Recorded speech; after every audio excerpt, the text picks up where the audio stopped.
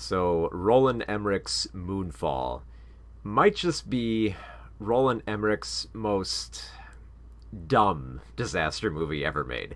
And part of me kind of expects that. I mean, like for one, it's Roland Emmerich, the guy behind so many disaster movies like 2012 and Independence Day, and all of them have just been like brain dead, over the top, and ridiculous and absurd. And that's actually why I kind of like Moonfall. Moonfall is probably his most over the top, overblown, ridiculous of disaster movies ever made. So if you don't know the premise, it's a fairly simple premise. The moon is going to crash into the Earth. That's about the extent of the story I could reveal without going into much of the spoilers. But fairly ridiculous premise. And then, of course, we got astronauts who got to go up there and save the world. Akin to Armageddon. So you've got your misfit trio of astronauts that are going to go up there. You've got Brian Harper, who's played by Patrick Wilson, who's a former disgraced NASA astronaut who witnessed an alien life form, some weird swarm of like nanotech machines that killed his partner. Nobody believes him, but he still holds out hope that he was right and that he didn't just imagine it. Another astronaut who we follow is Joe Fowler, who was actually with Brian when he encountered that alien, but she still works at NASA, unlike Brian, who was kicked out. But she's not as well regarded within NASA. They barely believe her. And then, of course, we have the runt of the litter. We have Casey Houseman, played by John Bradley, who's not really a scientist, but he'd like to be. He has weird conspiracy theories that the moon is not really a moon, but what he calls a megastructure. And he will keep saying this term throughout the film, just in case you miss it, that he doesn't believe that the moon is a moon, but a megastructure. He'll keep saying it over and over and over again.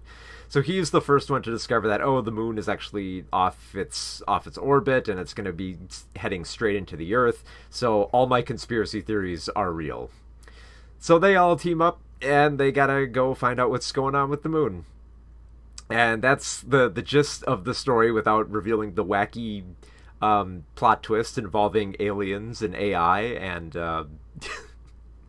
and so much absurd stuff involving gravity and shoving nukes into the moon. It's all very over the top. Like I've said this in my review, but if you're the type of person who watches a Roland Emmerich film and you've got a bingo card where you're waiting for every single one of the tropes that happen with the disaster movie, that card's going to be filled.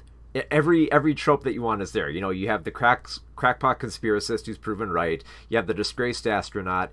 You have the kid who can't stay out of jail. You have the stepdad who sacrifices himself so that he can prove himself to his family. You have explosions. You have cities blowing up. You have big, grand scenes of space. You have chunks of debris flying everywhere. Everything that you'd expect in a Roland Emmerich film is here, and more, actually. Just because, I don't want to give away the plot twist, just because it is so ridiculous that I want you to experience this for yourself with just how over the top it is. But once it's actually revealed what's happening with the moon, it's told by a child.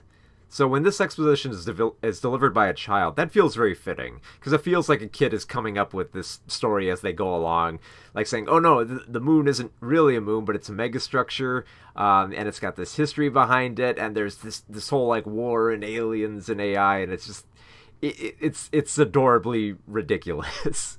For context, I think I watched this film probably the best way. I went to the IMAX screening, and I was actually sat next to a state university physics department who was invited to the screening. And the moment when the scientists started chiming in about, the moon and its path and, what it's going to do to the Earth, they immediately started cracking up.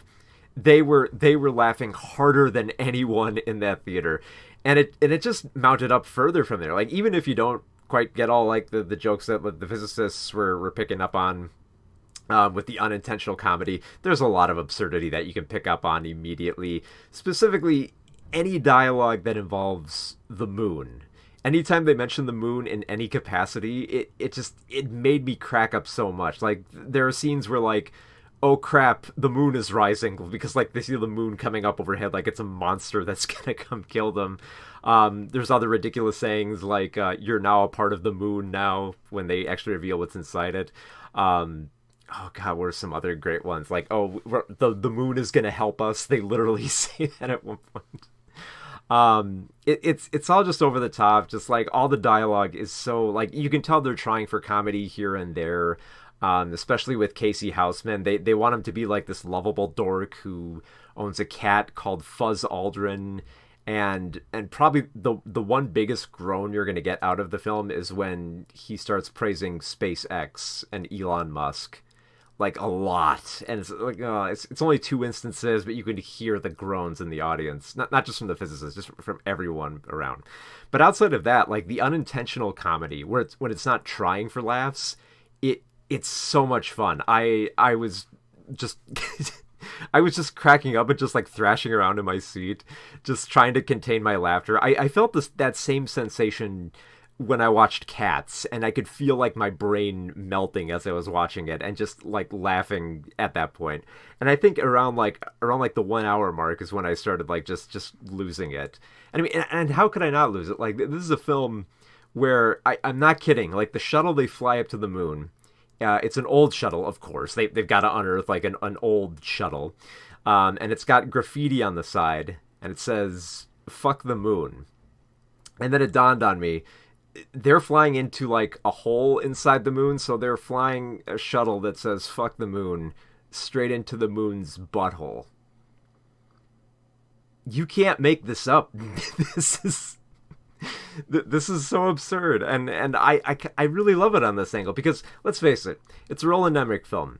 It's a disaster movie. Like disaster movies are not that much well known for, you know, being fairly like intelligent or prestige or anything like that. They're big, they're dumb, they're loud. And this is definitely the biggest. It's got ridiculous sequences of like a spaceship taking off like right as a tidal wave is about to envelop them. It's loud. It's got lots of explosions. It's got the Chrysler building like flying off into the distance, and gravity sucking people off the ground and sucking up their oxygen. It's got a lot of the tropes you expect. You have Donald Sutherland show up as a character who's only in for one scene, and I don't remember the character's name, but take a wild guess. Based on the previous films you've seen with Donald Sutherland, take a wild guess what his role is going to be in this story. Because it's the same role that he's had in any disaster movie or sci-fi epic or anything like that. It's all the familiar tropes, and it's dumb. It is unbelievably laugh out loud, funny, dumb.